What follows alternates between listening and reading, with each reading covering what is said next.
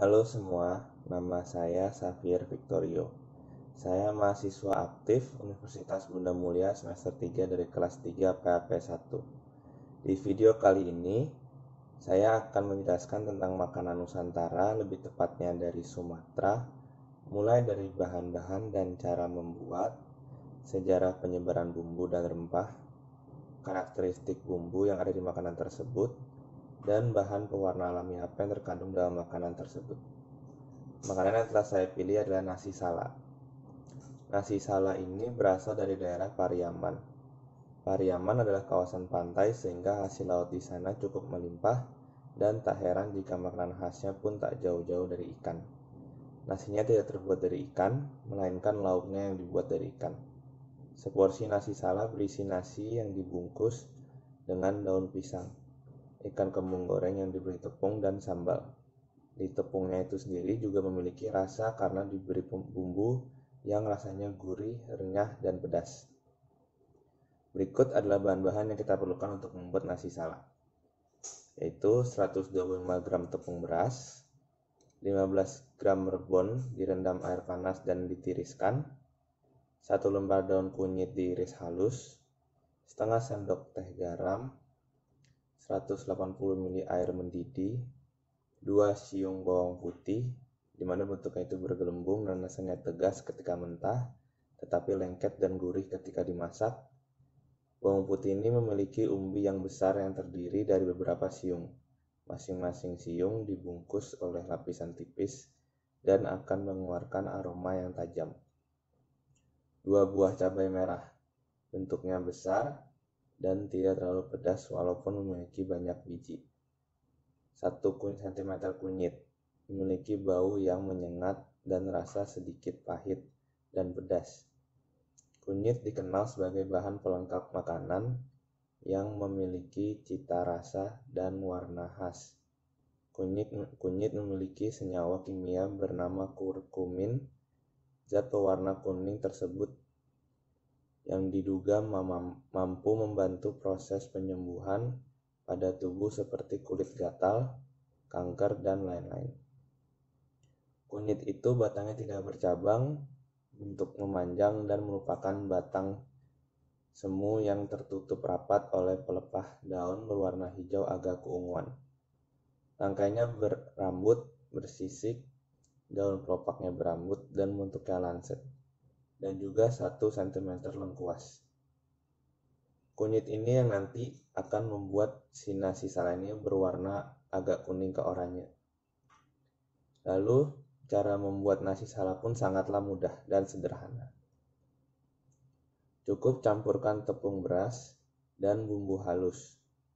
Sangrai selama 15 menit hingga warna menjadi kekuningan, kemudian diangkat. Lalu tambahkan rebon, daun kunyit, garam, dan air mendidih. Lalu diaduk rata sampai bahan ini bisa dibentuk. Terakhir, bentuklah buletan dan digoreng hingga kuning kecoklatan seperti matang. Kemudian nasi salak ini siap disajikan. Di Sumatera juga ada sejarah rempah dan bumbu. Di Sumatera, rempah sudah ada sejak zaman Christopher Columbus. Christopher Columbus berlayar dari India untuk melanjutkan pencarian rempah. Dia sampai di sebuah daratan, yaitu tanah datar, dan dengan alam yang ada, ia menemukan banyak sekali berbagai macam rempah. Waktu berlalu dan tanah datar membuka diri untuk adanya perdagangan. Ini terjadi dikarenakan ada utusan Portugis yang datang ke tanah datar dan melakukan perdiskusian untuk melakukan perdagangan. Dikarenakan orang Portugis tersebut, pihak Belanda meminta tolong kepada Portugis untuk mencari wilayah penghasil lada. Karena selama ini orang-orang Belanda, mereka hanya membeli dari orang-orang Aceh yang juga membelinya dari pedagang asal Sumatera Barat.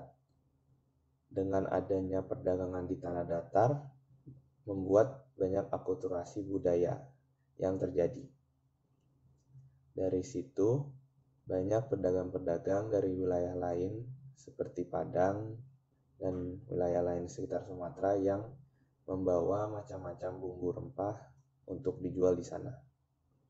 Pada abad ke-13, pedagang India Tamil yang berburu lada mulai hidup menetap di pesisir barat bagian Sumatera. Abad ke-14 dan 15, mereka mulai membeli lada hingga wilayah Tigu dan Pariaman, yang masih berada di bawah kekuasaan Kesultanan Aceh. Perdagangan lada di Sumatera saat itu berada dalam genggaman Kesultanan Aceh. Namun, lada yang dipasok oleh Kesultanan Aceh ini ke pasar dunia sebagian besar ditanam oleh orang Minangkabau di dataran tinggi Sumatera Tengah. Dengan adanya interaksi yang panjang dengan pedagang dari India, orang Sumatera, terutama yang di Aceh dan Minangkabau, mulai mengenal penggunaan bumbu dan rempah. Dan makanan Aceh seperti kari dan gulai memperlihatkan jejak India yang kuat. Sebagai contoh, ada bumbu rendang. Rendang adalah hasil evolusi kari yang dibawa orang India ke Nusantara. Pedagang India membawa asam jawa, bawang putih, bawang merah, jahe, kunyit, dan lada ke daerah Nusantara. Terakhir, saya memiliki pesan untuk generasi muda yang ada di Indonesia untuk selalu mengembangkan masakan-masakan Indonesia untuk menggunakan rempah-rempah dan bumbu-bumbu yang ada di Indonesia, karena di luar sana banyak sekali yang mencari dan mencoba untuk belajar memasak masakan Indonesia. Dan itu pun bisa menjadi sebuah daya tarik untuk Indonesia agar orang luar datang ke Indonesia. Itu aja untuk video di kali ini. Nanti untuk cara dan bahannya akan saya tulis di deskripsi. Terima kasih telah menonton.